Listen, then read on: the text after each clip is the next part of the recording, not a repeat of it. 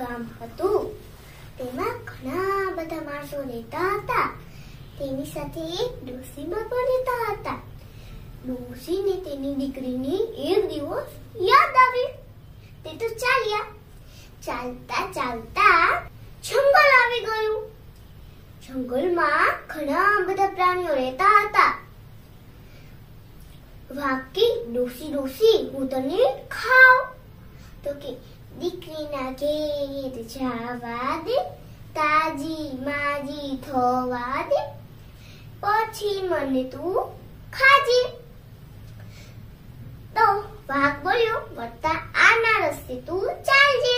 ડોશીમાં કે સારું.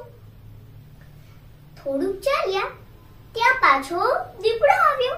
દીપડો કે ડોશી ડોશી ક્યાં જાય છે? હું તને ખાવ.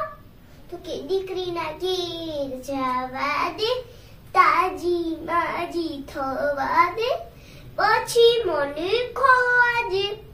વળી પાછું વરુ આવ્યું. વરુ કે ડોશી ક્યાં જાય છે? હું તને ખાવ.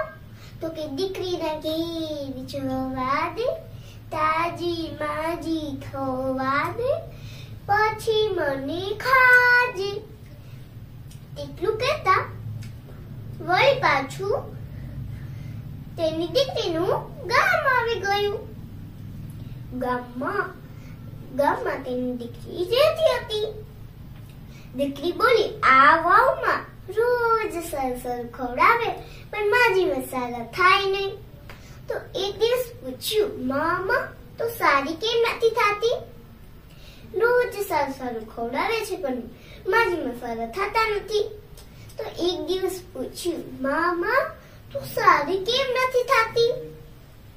તો કે વચ્ચે જંગલ આવે છે ને ત્યાં બધા મને ખાવાના છે. તો ડોશી બોલી એમાં ચિંતા શું કરે છે? દીકરી બોલી એમાં તું ચિંતા શું કરે છે? આપણે ઘેર ભંભોટીઓ પડ્યા છે, તું તેમાં બેસી જાજે. તો કે સારું. તે તો બેસી ગઈ. ભંભોટીઓ જંગલ તરફ ગયો.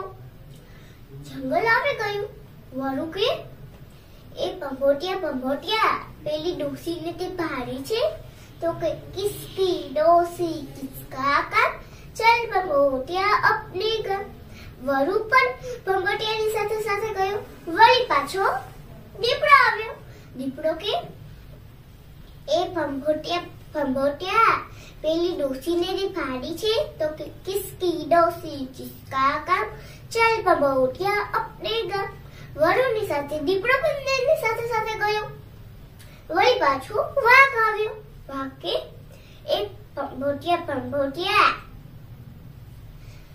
તે પેલી ડોશીને તે ભાડી છે. તો કે કિસકી ડોશી કિસકા કા, ચલ ભંભોટિયા અપને ગામ. સૌ પ્રાણીઓ ભંભોટિયાની પાછળ પાછળ ગયા. તેટલું થયું ત્યાં પાછું તેની દીકરી તેનું ગામ આવી ગયું ડોશીનું. ડોશીમાં બધા પ્રાણીઓ ગોળ ગોળ બેસી ગયા. ડોશીમાં ઢાંકણું ખોલ્યું, રેતી લીધી, સૌ પ્રાણીઓ પર ઘા કર્યો. તે તો આંખો ચોળવા માંડ્યા. ડોશીમાં તો ફટાફટ ઘરમાં ગળી ગયા. ઘરના બારણા બંધ કરી દીધા.